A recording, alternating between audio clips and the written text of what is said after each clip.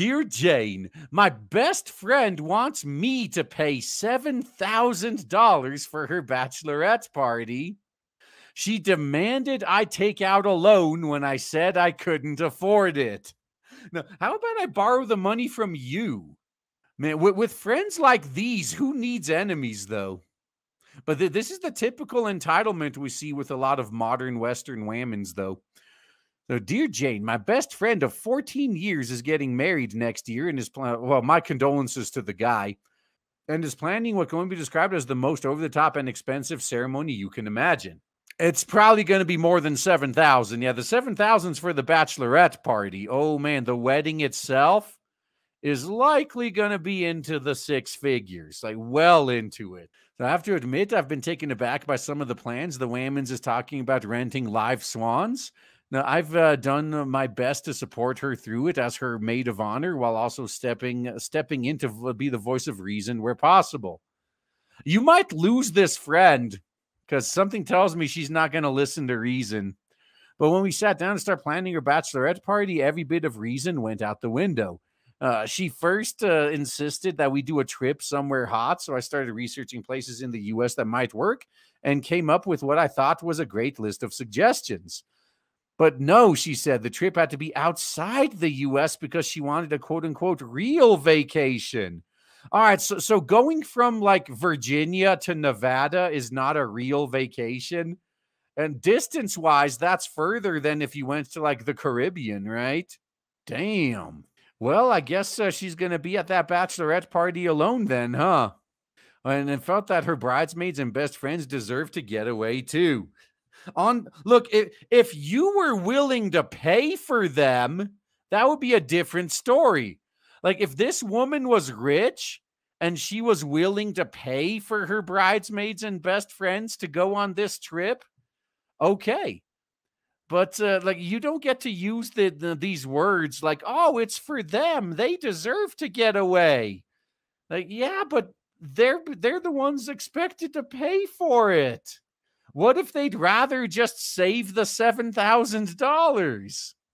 She then told me that she'd hired a professional bachelorette party planner for $10,000, I might add, because she wanted all of the details to be perfect and didn't want to, quote unquote, burden me with it.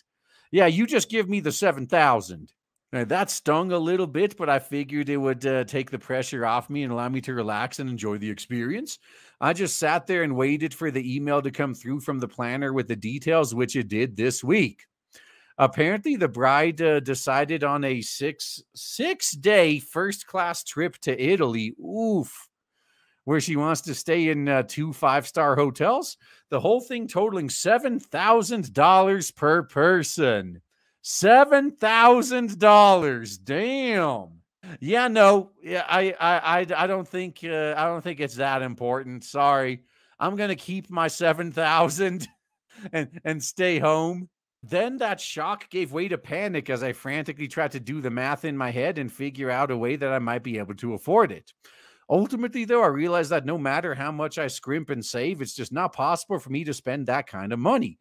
So I told her that, as much as it breaks my heart, I can't join her on the trip. But this is for you. You're supposed to get away. Fine, pay me for it then. Pay me for it. And maybe I will.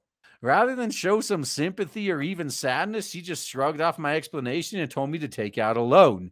She said it's a once-in-a-lifetime event for her and that she needs me there. She could pay for it then. And that if I really cared about her, I'd find a way. As though I'd take out a loan, as though taking out a loan is the easiest thing in the world. Oh, someone needs to warn this woman's future husband. Because chances are she really does, like, she views it as someone else's problem. Like, she's probably just like, man, just take out a loan and he's going to pay for it. I don't care. She then told me if I wasn't willing to just get the loan and make the trip happen, she'd have to choose someone else as her maid to be her maid of honor. Hey, sounds like a good idea. Maybe I'm just going to skip the wedding too. That's right. Save myself all sorts of time and headache. And it seems to me like the hoopla surrounding the wedding has gone totally to her head and turned her into a bit of a bridezilla. Yeah, this Whammons is not the best friend I've grown up with. Oh, and guess what? The same thing is going to be said by her husband when during the divorce. Like, this crazy bitch isn't the woman I married. Any advice on how I can bring her back to earth? From Maid of Dishonor. Okay. Very, very good choice of name, by the way. I'll give you credit there. That was pretty hilarious.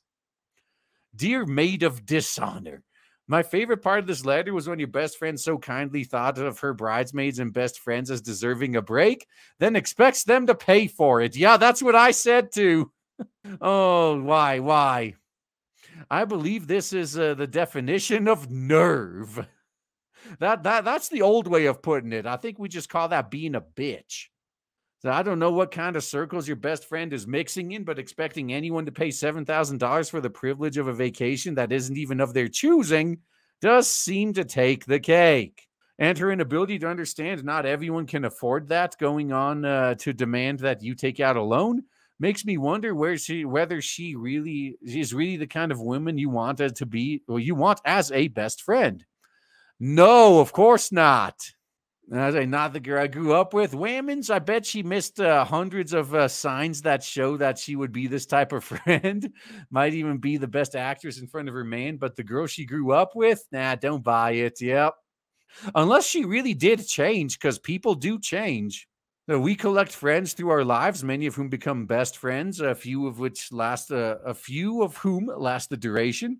There's an opening line in the poem of Brian A. Drew Chalker, which starts, people come into your life for a reason, a season, or a lifetime.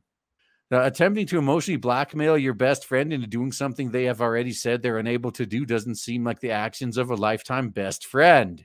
Yeah, just make her a seasonal best friend. That's right. You really do need a better one. Then a lifetime best friend would show compassion and perhaps then ease the burden on everyone by changing the event to something smaller, far less expensive. But it's my big day. I earned it. I deserve it. I'm not going to settle for less. I expect you to pay $7,000 to be your maid of honor is too steep a price to pay. So I'm sorry, but your best friend is turning into a Bridezilla from hell, but your job is to look after you, not her, despite what she thinks. And under no circumstances should you even be thinking of taking out a loan. The extraordinary thing about weddings is to look back on the wedding pictures 10 years on. Often people find they have lost touch with a huge percentage of their guests, people they thought they would be in their lives forever. Not to mention how many of them have kicked the bucket, too. I imagine this may very well be the case with your best friend. Either way, I suspect you will be dodging a bullet by not attending the bachelorette party. May as well not even attend the wedding. Again, like, it's if she decides, oh yeah, you're not going to be my maid of honor anymore because you skipped out on the bachelorette party, just say, oh yeah, that's cool. Like, just saves me the trouble of the wedding itself. Not even going to be a regular bridesmaid hoe. Bridezilla -1. Oh, that's what this is gonna be. Like, yeah, when this Whammons doesn't show up, it's gonna be a Bridezilla -1. God, but I am glad that this Jane Whammons caught on to the same thing.